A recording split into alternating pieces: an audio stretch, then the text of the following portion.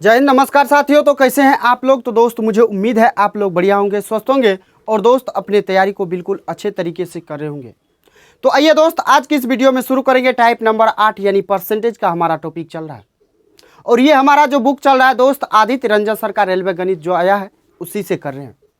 तो आइए दोस्त आपके कीमती समय को न गवाते हुए आपको सीधे सवाल पे लेकर आते हैं। और इस वीडियो में जो सवाल होगा मेरे भाई 8 टाइप होगा, यानी टाइप नंबर 8 होगा और 139 नंबर क्वेश्चन से शुरू करेंगे। अगर दोस्त आप हमारे नए व्यूअर हो तो आप वीडियो को देख लेना अंत तक। उसके बाद दोस्त आप चैनल को मन करे तो सब्सक्राइब कर लेना, नहीं तो छोड़ के चले जाना। और जो भी दोस्त हमारे पुराने सब्सक्राइबर है वो दोस्त क्या करे तो वो वीडियो को शेयर कर दे। और आइए आते हैं सवाल पे। 139 नंबर सवाल क्या कह रहा है। सवाल कह रहा है बहुत ही लाजवाब टाइप है ये टाइप। दोस्त इस टाइप में बहुत सारे साथी को कन्फ्यूजन रहता है, लेकिन आप इस वीडियो को देख लेते हैं तो आपको ये गारंटी देते हैं दोस्त जो आपको जरा सा भी कन्फ्यूजन नहीं रहेगा। तो आइए देखते चलिए। कह रहा है एक कक्षा में 60% बच्चों को गणित पसंद है, 45% को विज्ञान और 25% को गणित और विज्ञान दोनों पसंद है। ऐसे कितने प्रतिशत बच्चे हैं जिन्हें कम से कम एक विषय तो पसंद है। ये भैया कुछ नहीं करना है। इस सवाल में आपको डायग्राम के माध्यम से समझाएंगे ताकि आप सवालों को आसानी से समझ सको। तो आइए का क्या है तो आपको डायग्राम के माध्यम से ये आप देखिए। तो ये सबसे पहले मान लेते हैं मैथ वाला है, मैथ वाला स्टूडेंट है। और मेरे भाई आपको और क्या है तो आपका और है विज्ञान वाला। ये मान लीजिए विज्ञान वाला है यानी साइंस वाला है। तो आप देखिए कह रहा है कितने बच्चों को 60% ऐसे बच्चे हैं जिनको क्या है तो गणित पसंद है और 45% मेरे भाई ऐसे स्टूडेंट हैं जिनको क्या है तो साइंस पसंद है। और दोनों जो विषय पसंद है यानी मैथ भी पसंद है और गणित भी पसंद है और साइंस भी पसंद है। ऐसे कितने प्रतिशत स्टूडेंट है तो मेरे भाई 25% स्टूडेंट है। कितने हैं तो 25% है। ये बात क्लियर हो। तो आइए सवाल देखिए। कह रहा है ऐसे कितने प्रतिशत बच्चे हैं जिन्हें कम से कम एक विषय तो पसंद होना चाहिए। अब बताइए इस 60% बच्चा में ये 25% इंक्लूड है या नहीं। इस 60% बच्चा जो है इसमें तो गणित वाला है ना, इसमें गणित वाला और इसमें साइंस वाला भी है, यानी दोनों विषय को पसंद करने वाला है। यानी इसमें भी है और इसमें भी ये इंक्लूड है 25%। तो निकालना कैसे। आइए ये दोनों को पहले जोड़िए 60% प्लस 45%। इसमें से ये दोनों कॉमन है क्योंकि इधर भी है और ये इधर भी है, यानी ये जो गिनती हुआ ये इधर भी गिनती हो गया और इधर भी गिनती हो गया। तो हम दोनों को जोड़ लिए यानी दोनों में है। एक को घटा देंगे तो यानी कॉमन बचेगा, यानी कॉमन को जब एक को घटा देंगे ये 25% को तो एक ही साइड बचेगा। अगर मान लीजिए इधर से घटा देते हैं तो इधर से घटाइएगा तो 20 बचेगा, इसको जोड़िएगा तो 80 हो जाएगा। आप यहाँ पे देखिए करके ये 25%, इस दोनों को जोड़िए तो ये हो जाएगा 105%। इधर जब घटाइएगा 25% तो ये आपका कितना हो जाएगा 80%। यानी यहाँ से भी आप देखिए, यहाँ से आप घटाइए या इसमें से आप घटाइए तो ये 25 घटेगा तो 35 हो जाएगा, इसको जोड़िएगा तो ये 80 हो जाएगा। यानी 80% ऐसे स्टूडेंट हैं मेरे भाई जिनको कम से कम एक विषय तो पसंद है। समझ में आया, क्लियर हुआ दोस्त। बिल्कुल आसानी से आपको समझाएं। अगर आपको समझने में कहीं दिक्कत हुआ होगा तो आप कमेंट के माध्यम से ज़रूर पूछिएगा। तो आइए मेरे भाई मेरे साथी आते हैं 140 नंबर सवाल पे, यानी इसका जो राइट आंसर होगा ऑप्शन नंबर डी हो जाएगा 80%। तो आइए 140 नंबर सवाल को देखिएगा। 140 क्या कर रहा है। किसी परीक्षा में 55% अभ्यर्थी अंग्रेजी में उत्तीर्ण हुए, 35% अभ्यर्थी गणित में उत्तीर्ण हुए, 20% अभ्यर्थी दोनों विषय में उत्तीर्ण हुए। यदि दोनों विषयों में अनुत्तीर्ण अभ्यर्थियों की कुल संख्या 1200 है तो परीक्षा देने वाले अभ्यर्थियों की कुल संख्या बता दीजिए। ये भैया कुछ नहीं करना है। आइए देखिए मान लीजिए ये क्या है तो ये आपका अंग्रेजी यानी इंग्लिश वाला स्टूडेंट है और उसके बाद आपका मैथ वाला है, यानी ये मान लीजिए मैथ वाला है। तो अंग्रेजी वाला कितना प्रतिशत स्टूडेंट पास है तो 55%। उसके बाद 35% क्या है तो 35% मैथ वाला है और दोनों में कितना है तो मेरे भाई 20% है। दोनों में क्या है तो 20% है। सवाल में कहा यदि दोनों विषयों में अनुत्तीर्ण अभ्यर्थियों की कुल संख्या 1200 है। अब एक बात बताइए, आप ये दोनों को जोड़िए, ये दोनों को जोड़िएगा तो ये 5 3 8 यानी 90, 90 में से 20 घटाइएगा तो मेरे भाई आप पहले देख लीजिए 55% प्लस 35%, अब माइनस करना है किसको तो 20% को। तो ये दोनों को जोड़िएगा तो 5 3 8 1 हो जाएगा 9 यानी 90% माइनस 20%, ये हो जाएगा 70%। ये 70% मेरे भाई क्या है, ये आप निकाल किसको रहे हैं, ये पास स्टूडेंट का है, यानी कम से कम एक विषय में तो पास होगा, यानी 70% ऐसे स्टूडेंट हैं जो कम से कम एक विषय में पास है, यानी आपका ये पास वाला हो गया। लेकिन आपके सवाल में किसका दिया हुआ, कह रहा अनुत्तीर्ण अभ्यर्थियों की कुल संख्या, ये तो पास वाला है मेरे भाई, ये तो पास वाला है। तो आपका जो फेलियर होगा यानी फेल करने वाला जो स्टूडेंट होगा वो 100% में से 70% घटाइएगा तो 30% होगा, और यही 30% का वैल्यू आपके सवाल में 1200 दिया हुआ है। काट दीजिए 0 0, 3 चौका होता है 12, यानी 1% का वैल्यू आया 40।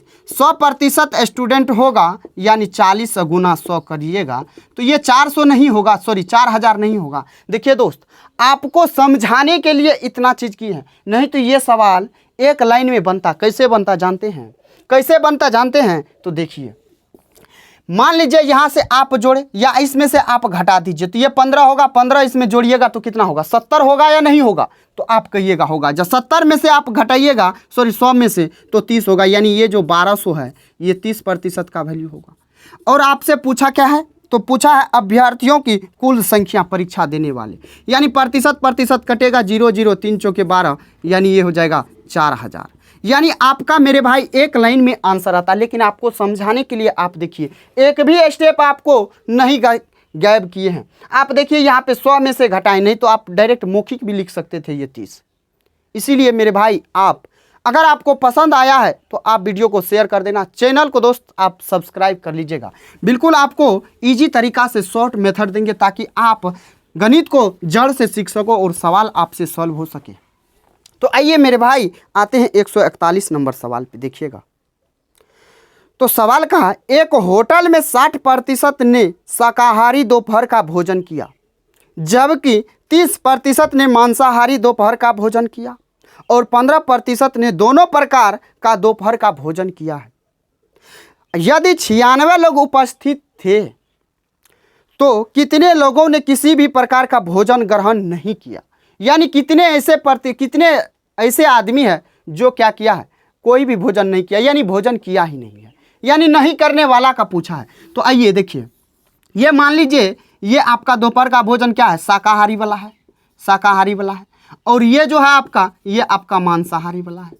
समझे, ये आपका शाकाहारी वाला कितना है तो 60%, और ये कितना है मांसाहारी वाला तो 30%, ये जो है 15% दोनों में कॉमन है, 15% दोनों में क्या है ये कॉमन है। तो आप ये बताइए जो कितने ऐसे हैं जो कम से कम एक बार भोजन किए हैं, कम से कम एक बार भोजन किए, तो इसको जोड़िएगा तो ये कितना हो जाएगा 90। और 90 जब होगा तो ये बताइए, ये 90 जब होगा तो 90 में से 15 घटाइए आप, 90 में से जब 10 घटाइएगा तो 80, 80 में से 5 घटाइएगा तो 75, यानी 75% ऐसे आदमी है जो भोजन करते हैं, जो भोजन करते हैं या नहीं, भोजन करते हैं। तो मेरे भाई ये बात क्लियर हुआ, 75% ऐसे आदमी है जो भोजन करते हैं। तो आपका कितना प्रतिशत आदमी नहीं करता है, तो आप कहेंगे 25% नहीं करता है, 25% नहीं करता है। तो मेरे भाई आपसे क्या कहा सवाल में जानते हैं, यदि 96 लोग उपस्थित थे, यानी टोटल आदमी 96 है, तो मेरे भाई ये 96 जो होगा ये 100% का वैल्यू होगा, और 25% नहीं करने वाले हैं, तो नहीं करने वाले 25 काट दीजिए तो 25 चौका 100, 24 चौका होता है मेरे भाई 96, यानी 24 व्यक्ति ऐसे हैं जो भोजन नहीं करते हैं। यानी आपका जो राइट आंसर होगा यही होगा, ऑप्शन नंबर बी बिल्कुल राइट आंसर है। तो दोस्त आपको समझ में आया, समझाने के लिए आपको इतना प्रोसेस कर रहे हैं तो ये भी बनाने का कोई ज़रूरत नहीं था, आपको सीधे सवाल में ही आप सॉल्व कर सकते थे। सीधे माइनस प्लस करते और आपका डायरेक्ट आंसर आ जाता। तो मेरे भाई आइए आते हैं नेक्स्ट नंबर सवाल पे और नेक्स्ट नंबर सवाल को देखिएगा। करा 142 143 नंबर करा कंप्यूटर और विज्ञान के कंप्यूटर और गणित और कंप्यूटर विज्ञान के 25 छात्रों की एक कक्षा में, टोटल स्टूडेंट कितना है 25, कक्षा में 12 छात्रों ने गणित लिया, 12 छात्र गणित लिया, यानी ये भी डायग्राम से बनाइए। 12 छात्र क्या किया, गणित लिया, ये मैथ वाला है और ये क्या है कंप्यूटर साइंस वाला है। 12 जब ये मैथ वाला लिया तो टोटल स्टूडेंट 25 है, यानी 13 कंप्यूटर वाला होगा, कंप्यूटर साइंस वाला 13 बचेगा ना। अब देखिए कहा जो 12 छात्रों ने गणित लिया उनमें से 8 छात्र गणित लिया है। अब बताइए 12 छात्र गणित लिया लेकिन उसमें से भी हमको कह रहा है जो 8 गणित लिया है, यानी एक्चुअल में जो लिया है सिर्फ वो व्यक्ति कितना है, वो स्टूडेंट कितना है, तो 8 आदमी ऐसा है जो सिर्फ मैथ लिया है। तो 4 जो बचा वो इसका मतलब मैथ और साइंस दोनों लिया, मैथ और कंप्यूटर साइंस दोनों लिया है, ये बात समझिए। 4 ऐसे स्टूडेंट हैं जो दोनों लिया, लेकिन गिनती मैथे में न देंगे, अगर मैथ में दे रहे हैं तो मैथे में देंगे, इसीलिए मैथ में बोला था जो 12 स्टूडेंट भाग लिया है या रखा है। तो अब बताइए जो सवाल में आपसे क्या कहा, तो सबसे पहला सवाल देखिएगा, करा किंतु कंप्यूटर साइंस नहीं लिया है, यानी 8 स्टूडेंट ऐसे हैं जो सिर्फ मैथ लिया है, कंप्यूटर साइंस नहीं लिया। 142 नंबर सवाल को देखिएगा, करा उन छात्रों की संख्या कितनी है जिन्होंने गणित और कंप्यूटर विज्ञान दोनों लिया है, यानी दोनों लेने वालों की संख्या कितना है मेरे भाई, 4 है। कितना है तो 4 है, तो आपका जो 142 का होगा वो होगा 4, बिल्कुल राइट आंसर। आइए 143 पे आते हैं। 143 देखिएगा, करा उन छात्रों की संख्या कितनी है जिन्होंने कंप्यूटर विज्ञान लिया लेकिन गणित नहीं लिया।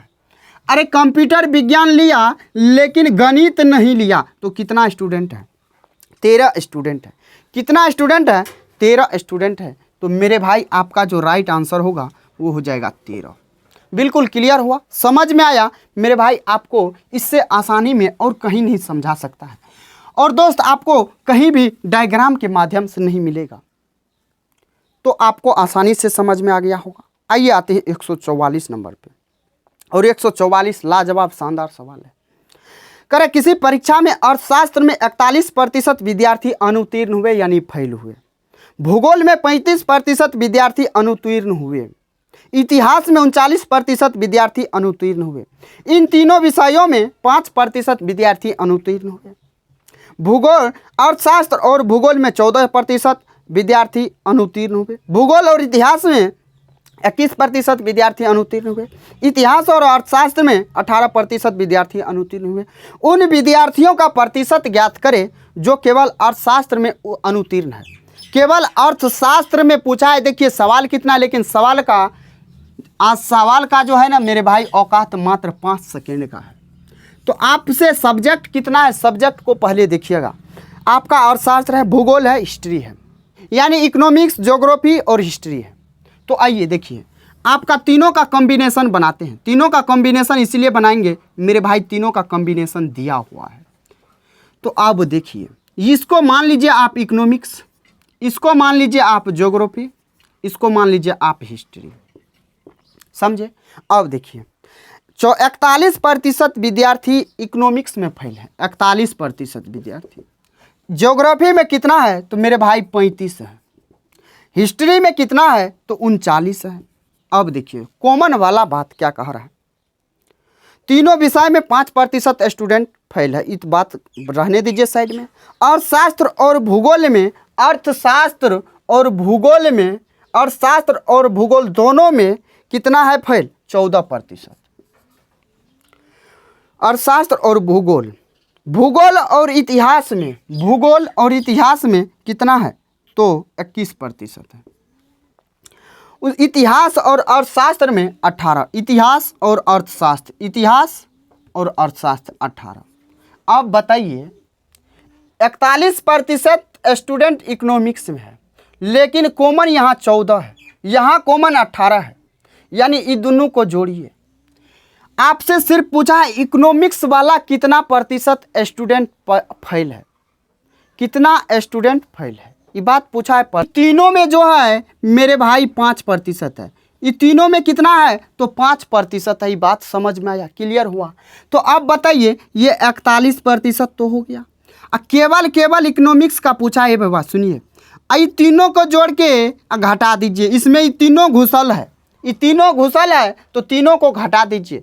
तो जोड़िए इसको 18 + 14 + 5 तो 8 ये 19 दूना कितना होता है 38।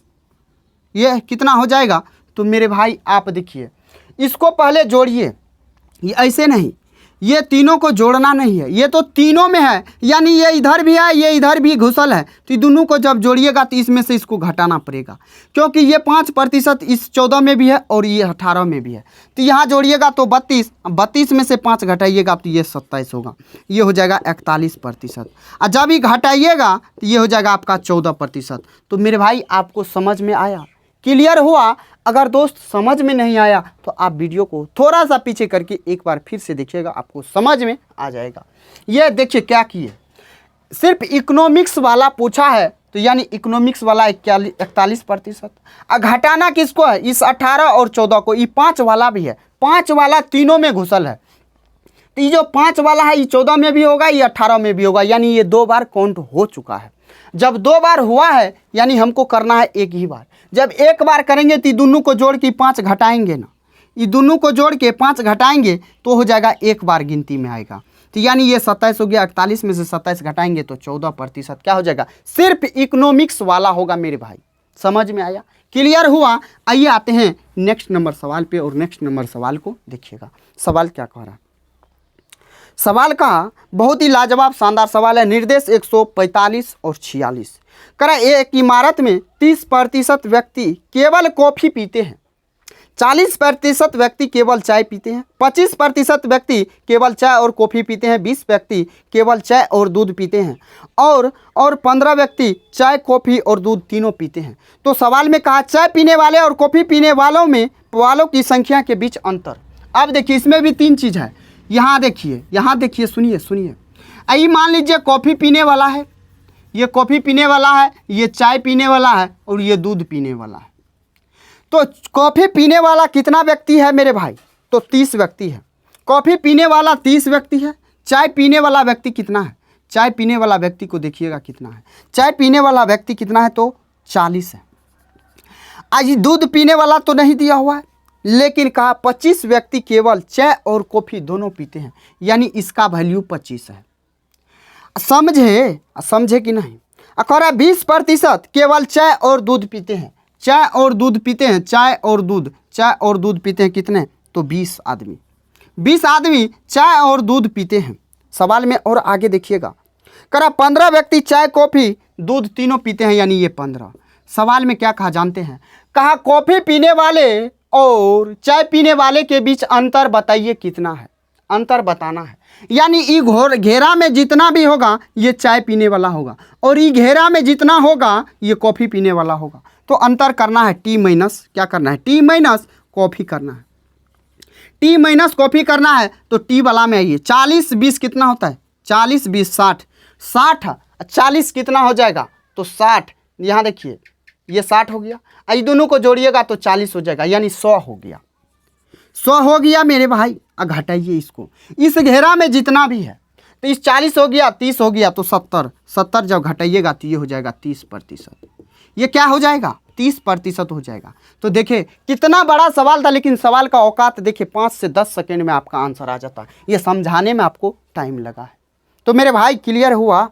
आइए इसी में ये तो 145 हो गया, 146 देखिए क्या कह रहा है, 146 करें केवल कॉफ़ी पीने वालों की संख्या तीनों पे दूध चाय कॉफ़ी पीने वालों की तुलना में क्या है, तुलना में डैश है यानी क्या है। अब बताइए ये कॉफ़ी पीने वाला से तुलना कर रहा है किसको, तो तीनों पीने वाला से। ये तीनों पीने वाला 15 है और कॉफ़ी पीने वाला 30 है। तो 15 से 30 क्या है, अधिक है या कम है। तो आप अपनी छोटी छोटी प्यारी प्यारी आँखों से देख रहे हैं, जो ये पीने वाला 15 है तीनों और ये कॉफ़ी पीने वाला 30 है, तो 15 से 15 अधिक है 30, 15 से 15 अधिक है 30। तो मेरे भाई आपका राइट आंसर हो जाएगा 15 अधिक। क्लियर हुआ, समझ में आया। तो आइए आते हैं नेक्स्ट नंबर सवाल पे, यानी 147 नंबर सवाल को देखिएगा मेरे भाई। 147 क्या कह रहा है, 147 48 इसी प्रकार है, देखिएगा। कह रहा एक इलाके में 150 लोगों को रोजाना काम के लिए यात्रा करनी होती है। उनमें से 25 केवल बस से करते हैं, 40 केवल ट्रेन से, 20 टैक्सी और ट्रेन दोनों लेते हैं, 30 केवल निजी कार का इस्तेमाल करते हैं, 25 बस और टैक्सी लेते हैं और बाकी केवल टैक्सी से यात्रा करते हैं। तो 147 नंबर सवाल करा उन लोगों का प्रतिशत क्या है जो परिवहन के केवल एक साधन का इस्तेमाल करते हैं। आइए सबसे पहले सवाल को समझिएगा।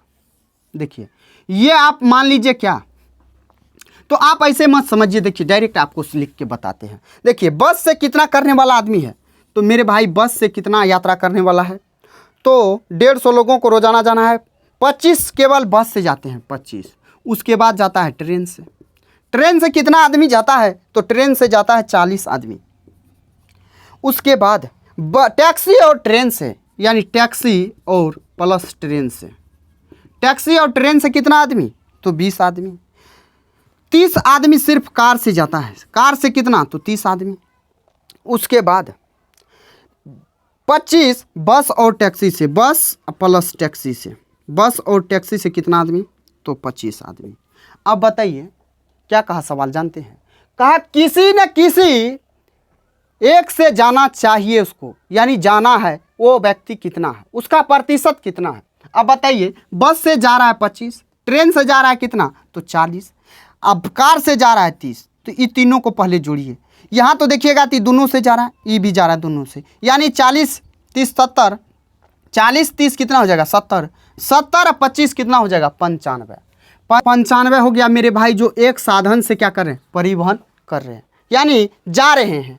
अब बताइए ये दोनों सब मिलके क्या कर रहा है, तो जा रहा है। लेकिन सवाल में क्या कहा अंत में जानते हैं, बाकी केवल टैक्सी से यात्रा करते हैं, यानी सबको जोड़िए, इस सब को जोड़िएगा तो मेरे भाई कितना हो जाएगा 140 होगा, यानी 150 में से जब 140 घटाइएगा तो ये 10 हो जाएगा, यानी ये 10 व्यक्ति ऐसे हैं जो सिर्फ टैक्सी से जाते हैं, सिर्फ टैक्सी से जाते हैं, जोड़िएगा तो ये हो जाएगा 105, यानी ये 105 ऐसे व्यक्ति हैं जो सिर्फ एक परिवहन का प्रयोग करते हैं।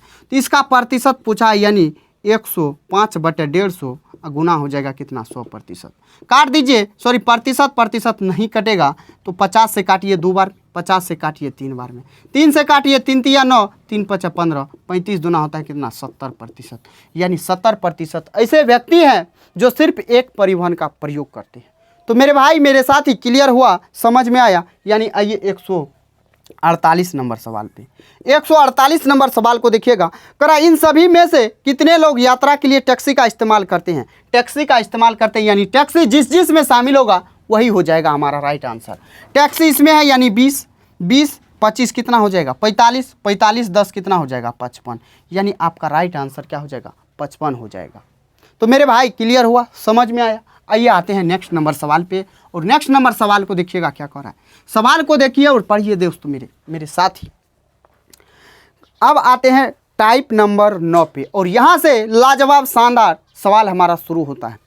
करा एक फर्म में पुरुष कार्यकर्ता का औसत वेतन 5200 रुपया और महिलाओं का 4200 रुपया है, और सभी श्रमिकों का औसत वेतन 5000 रुपया है।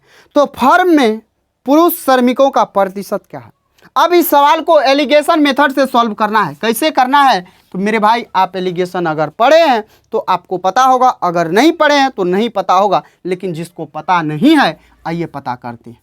यहाँ लिखिए मेल, यहाँ लिखिए फीमेल, पहले पॉइंट पे पहली बात, दूसरी पॉइंट पे दूसरी बात, और कॉमन पॉइंट पे मेरे भाई कॉमन बात होगा। मेल का बात कहा तो मेल का वेतन कितना है 5200 है, मेल का 5200 है।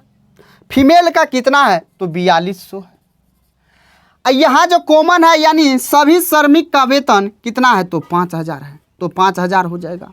यहाँ जो होगा ये आपका निकल के आता है नंबर, यानी संख्या निकल के आता है।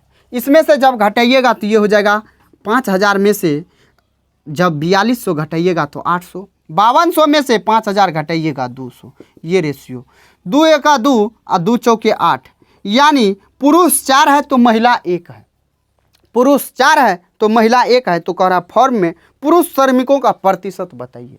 पुरुष कितना है 4 है, टोटल कितना आदमी में? 5 आदमी में। प्रतिशत में लाइएगा 100% से गुना, 5 दूना 10 और 20 चौका होता है 80, यानी 80% इस फर्म में पुरुष है। तो मेरे भाई मेरे साथी समझ में आया, क्लियर हुआ? आइए आते हैं नेक्स्ट नंबर सवाल पे और नेक्स्ट नंबर सवाल को देखिएगा। सवाल क्या कह रहा है? सवाल देखिएगा 150 नंबर सवाल कह रहा है, एक गांव की कुल जनसंख्या 4000 है। पुरुष और महिलाओं की संख्या में क्रमशः 10% और 20% की वृद्धि होने पर गांव की जनसंख्या 4500 हो जाती है। तो नए सदस्यों के आने से पहले गांव में पुरुषों की संख्या कितनी थी? अब एक बात बताइए, गांव में जो महिला और पुरुष है, तो पुरुष अपने आप का जो भी संख्या होगा पुरुष का वो अपने आप में 100% होगा, और महिला जो होगी वो अपने आप में 100% होगी। यानी हम ये कहें महिला 100%, फीमेल यानी महिला 100% और पुरुष 100% मिलके हमारा जनसंख्या को बना रहा है। यानी 100% मेल प्लस 100% फीमेल मिलके जनसंख्या मिला रहा है। जनसंख्या है कितना? 4000।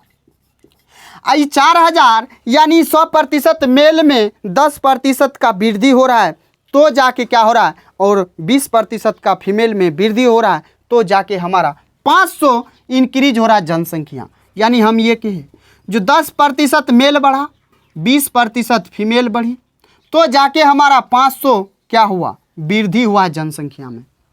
कुछ नहीं करना है। यहाँ पे आपसे पुरुष का जनसंख्या पूछा है, पुरुष को रखिए, इसको उड़ाइए, महिला को उड़ाइए, यानी ये फीमेल हो जाएगा। महिला को उड़ाइए तो यहाँ 100 है तो इसको भी 100 बनाइएगा, तो इसमें 5 से गुना करना पड़ेगा। जब 5 से गुना कीजिएगा तो मेरे भाई ये कितना हो जाएगा गुना हो के? जानते हैं, ये हो जाएगा 50। ये कितना हो जाएगा? 50 हो जाएगा। ये कट जाएगा। यहाँ जब घटाइएगा तो ये हो जाएगा 50% मेल हो जाएगा। 100 में से 50 घटाइएगा तो 50 बचेगा। यहाँ माइनस लगेगा, देखिए सब में माइनस लगेगा, इसीलिए कटा है। ये माइनस लग जाएगा तो कट जाएगा, यानी ये हो जाएगा 2500। 2500 जब घटाइएगा तो ये हो जाएगा 1500। अब एक बात बताइए, मेल कितना होगा गाँव में? 100%, यानी 50% का वैल्यू 1500, तो इसमें 2 से गुना कीजिएगा तो 100% मेल, और 100% मेल इसमें 2 से इसमें भी गुना करना पड़ेगा, यानी 3000। 3000 आपका क्या हो जाएगा? पुरुष हो जाएगा। अगर आप दोस्त इस मेथड से नहीं जाएंगे तो आप एलिगेशन से भी जा सकते हैं, एलिगेशन से भी समझ सकते हैं। तो वो सवाल वो आप कर लीजिएगा एलिगेशन से। मेरे भाई आप ये मेथड नहीं जानते होंगे, इसीलिए आपको इस मेथड से बता दिए, आप एलिगेशन से सॉल्व कर लीजिएगा। आइए 151 नंबर दुकान सवाल पे करा, एक किराने की दुकान 2 अलग अलग विक्रेताओं द्वारा पैक किए गए रस की 600 बोतलें खरीदती है। 20% माल पहले विक्रेता द्वारा और 80% दूसरे विक्रेता द्वारा लिया जाता है। 20% पहले विक्रेता से, 80% पहले विक्रेता से। टोटल बोतल कितना लेना है? 600। इसमें से 20% लेगा पहले से और दूसरे से लेगा 80%। इसका 20% कितना हो जाएगा? 1/5, यानी ये हो जाएगा 20% 120। और यहाँ घटाइएगा ये 120 तो ये हो जाएगा 480। यानी दूसरे विक्रेता से 480 ले रहा है, पहले विक्रेता से 120 ले रहा है। सवाल आगे पढ़िएगा। एक बोतल का विक्रय मूल्य 25 रुपया है। दूसरे विक्रेता के सामान को देखने के बाद दुकानदार को पता चलता है कि 25% सामान केवल 1 दिन तक इस्तेमाल किया जा सकता है। वह माल वापस करने का फैसला करता है। यानी देखा सामान जो लिया ये दूसरे विक्रेता से, तो उसमें क्या पता चला, जो सिर्फ वैलिडिटी इसका 1 दिन बचा हुआ है, 1 दिन बचा हुआ है, यानी वो अब 25% माल को क्या करेगा? रिटर्न करेगा। तो विक्रेता उसको कितना रुपया देगा? यानी विक्रेता उसको कितना देगा? यानी विक्रेता को कितना देना होगा? इसका 25% खराब हो गया, यानी खराब होने वाला है, तो इसका 1/4। 25% यानी इसका 1/4, 4 से काटिएगा यानी 120। 120 बोतल वो घुरा देगा, 120 बोतल रिटर्न कर देगा। 120 बोतल जब रिटर्न करेगा तो एक बोतल का क्या है? एक बोतल का दाम है 25 रुपया, तो 120 बोतल का कितना हो जाएगा? 120 गुना 25 गुना कीजिए तो 0, 25 दूना 50, 25 से का 25, 5 हो जाएगा 30, यानी 3000 रुपया उसको क्या करना पड़ेगा? रिटर्न करना पड़ेगा दूसरे कस्टमर को। तो समझे मेरे भाई, आपका राइट आंसर हो जाएगा क्या? तो ऑप्शन नंबर सी, 3000 रुपया। तो आइए आते हैं 152 नंबर सवाल पे। करा, मॉरिस ने अपनी आय का 25% भोजन पर खर्च किया। उन्हें 1000 रुपये की वृद्धि मिली, लेकिन उन्होंने खाद्य सामग्री पर अपना खर्च नहीं बढ़ाया, अतः उसका भोजन का खर्च 20% कम ही हो गया। उनका प्रारंभिक आय क्या था? मान लीजिए 100x कमाता है, 100 पे बनाइएगा तो आपका ये सवाल नहीं बनेगा, आप फंस जाइएगा। इसीलिए 100x मान लीजिए। 100x कमाता है और 25% क्या करता है? भोजन पे खर्च करता है, यानी 25x भोजन पे खर्च करता है। इसमें जब 1000 रुपये का वृद्धि होगा तो मेरे भाई ये हो जाएगा 100x प्लस हो जाएगा 1000। अब तो ये हो गया नया उसका इनकम। 20% उसका कम हो जा रहा है, 25% कम हो जा रहा है, 20%। इसका 20% उसको कम हो रहा है, तो उसका क्या हो जाएगा? ये हो जाएगा उसका भोजन पे खर्च, यानी 25x। तो इसका हो जाएगा कितना? तो 1/5 हो जाएगा, 20 पंचा 100, 1/5। आई 5 उधर गुना हो जाएगा, यानी ये हो जाएगा 100x प्लस 1000 बराबर हो जाएगा 125x। आई 100x को उधर भेजिएगा तो ये 100 हो जाए 1000 होगा, ये हो जाएगा 25x। यहाँ से काटिएगा तो ये 40 बार में कटेगा, यानी x का जो वैल्यू आया वो आया 40। आपका इनकम कितना है? तो 100x है, यानी 100 गुना 40 यानी हो जाएगा 4000। आपका राइट आंसर हो जाएगा क्या? तो 4000 मेरे भाई, ऑप्शन नंबर डी। क्लियर हुआ? समझ में आया? तो आइए आते हैं नेक्स्ट नंबर सवाल पे। नेक्स्ट नंबर सवाल देखिएगा क्या कर रहा है। नेक्स्ट नंबर सवाल को देखिएगा, 153 नंबर सवाल करा। एक परीक्षा उत्तीर्ण करने के लिए पूर्णांकों का 50% लाना आवश्यक है, यानी परीक्षा पास करने के लिए 50% लाना आवश्यक है, लेकिन परीक्षा में 2 प्रश्न पत्र शामिल है। परीक्षा में 2 प्रश्न पत्र मिला है। एक छात्र ने 200 पूर्णांक वाले पहले प्रश्न पत्र में 40% अंक प्राप्त किया, और दूसरे में क्या कहा? दूसरे परीक्षा में पास होने के लिए 150 पूर्णांक वाली दूसरे प्रश्न पत्र में उसे न्यूनतम कितने प्रतिशत अंक प्राप्त करने चाहिए? अब बताइए, दोनों मिल के करा 50% लाना होगा उसको, दोनों मिल के, यानी 200 का परीक्षा हुआ पहले वाला, दूसरे वाला कितना का? दूसरे वाला हुआ है मेरे भाई 150 का, यानी टोटल पूर्णांक 350 का। 350 में उसको 50% लाना है। 50% यानी 350 का आधा, 300 का आधा 150, 25 का आधा 50, 50 का आधा 25, यानी 175 अंक उसको लाना जरूरी है, उसको लाना जरूरी है। तो देखिए यहाँ पे, अब या आप ऐसे नहीं कीजिएगा तो आप ऐसे सीधा कीजिए। जो 200 नंबर का था और इसका आपको 40% लाना है, यानी ये कट जाएगा, तो 20 चौका होता है 80 अंक ये लाया है इसमें, और 150 में उसको कितना प्रतिशत अंक लाना चाहिए? तो आइए देखिए, 150 में उसको कितना लाना चाहिए, तो देखिएगा। तो 150 में मान लीजिए ये 175 उसको लाना है, 175 लाना है, उसमें 80 लाया तो कितना कम है? 9 8 होता है 17, यानी 95 अंक उसको लाना है। 95 अंक लाना है मेरे भाई, किस में? तो 95 अंक लाना है 150 में, और प्रतिशत में निकालिएगा तो 100% से आपको गुना करना पड़ेगा। 50 से काटिएगा, ये 2 बार में, 50 से काटिएगा ये 3 बार में, ये हो जाएगा 190/3। अब भाग दीजिएगा तो 3 6 के 18, फिर हो जाएगा 10, 3 तिया 9, यानी 63.33। आप इसको 64% भी कह सकते हैं, यानी आपका राइट आंसर हो जाएगा ऑप्शन बी। क्लियर हुआ? समझ में आया? तो मेरे भाई आपको आसानी से समझ में आ गया होगा।